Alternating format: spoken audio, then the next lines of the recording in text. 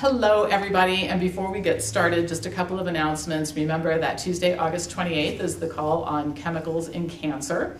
And a second thing is many of you have inquired about the Wellness Forum Institute classes. Do you have to enroll to do the whole program, or can you just take a class that you're interested in? You can take any class that you're interested in at all without enrolling for the whole program. So again, if you need more information about that, just let us know.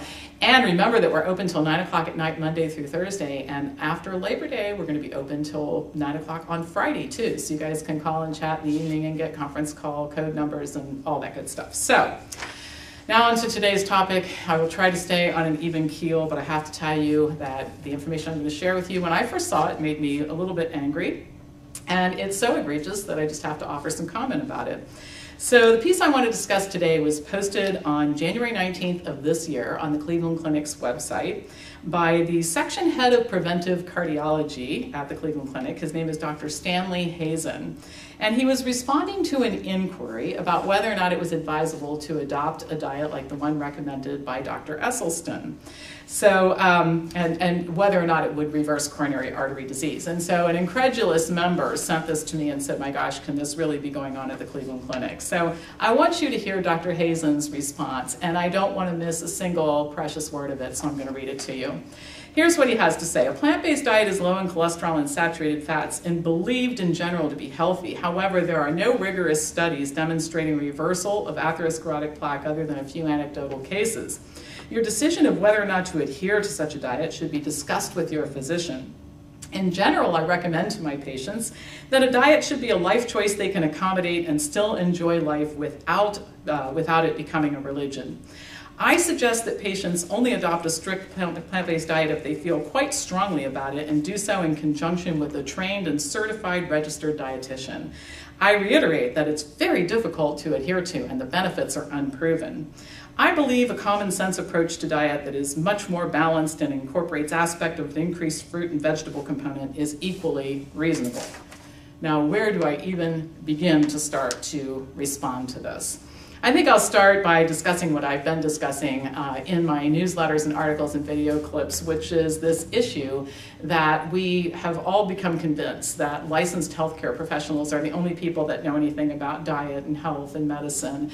And this is a clear example. This is a well-respected section head at the Cleveland Clinic, licensed medical doctor, who basically says that it's really hard to adopt a plant-based diet. It really isn't proven to work. And my gosh, if this is what licensed healthcare professionals do, how can we possibly hold that out as the standard? We do need to bring new people to the table to be engaged in this discussion.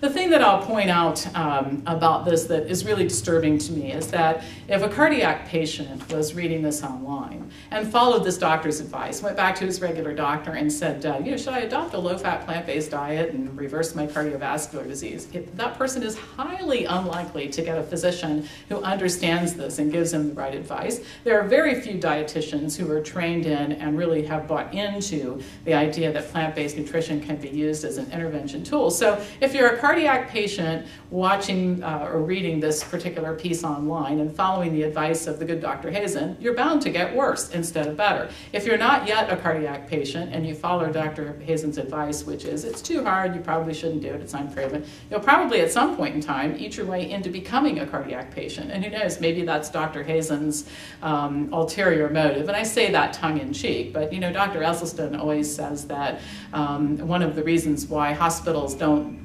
encourage healthy eating and instead encourage bypass surgery and angioplasty is that, quote, something has to fund these cardiac cathedrals that we keep building across the country. But I think another issue of equal importance is that Dr. Hazen is misrepresenting the results of Dr. Esselstyn's study. He never talked about reversing atherosclerotic plaques. He talked about stabilizing them. He does have research, and he has actual angiograms showing reversal of disease process. So either he's never seen that, which is hard to believe since he's housed at the Cleveland Clinic and must know about Dr. Esselstyn's work, or he's just chosen to ignore it and has clearly misrepresented this information in his piece that he published online. And then I just get so upset when people talk about how hard this diet is to do. It's not hard at all. I think bypass surgery and dying from heart disease are hard. I think that eating a plant-based diet and exercising, very easy by comparison. But to address this issue of how hard it is, Dr. Esselstyn did one of the modules for the Diet Lifestyle Intervention Program this summer, and he was talking about the results that he's going to publish for the 200 or so patients that followed the original group that he had in 1985. And I'll just give you some quick numbers here, and I'll try to avoid long lists of statistics. You guys can all read the article when it comes out. But he had 30 patients who saw him for prevention, and 196 who sought his counsel because they had coronary artery disease. 80% of the people in the prevention group were compliant on the diet, and 91% of the people who had coronary artery disease remained compliant on the diet. And this is after a 5-hour session with Dr. Esselstyn and his wife, where they showed the research and then taught them specifically how to adopt the diet. So not only is it not hard to do, but it's easy for people to stay on the diet, obviously, even after just one day of training. So I just wish healthcare professionals didn't continue to spread inaccurate information about study results, about the difficulties associated with the diet, et cetera, et cetera. Actually, you know what the difficulty is? If enough people adopt Dr. Esselstyn's diet, they won't have much use for Dr. Hazen. That's the difficult part.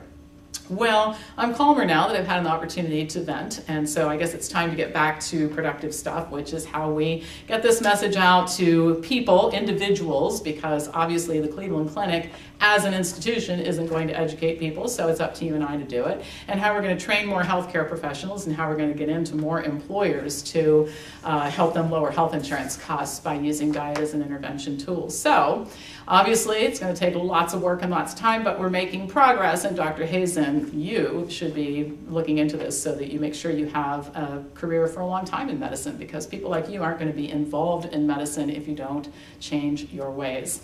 So that's all I have to say right now, but you can go to the Cleveland Clinic's website if you'd like to view this lovely piece and print it off and show it to people. And once again, if you think this information would be interesting to others, please feel free to pass it on.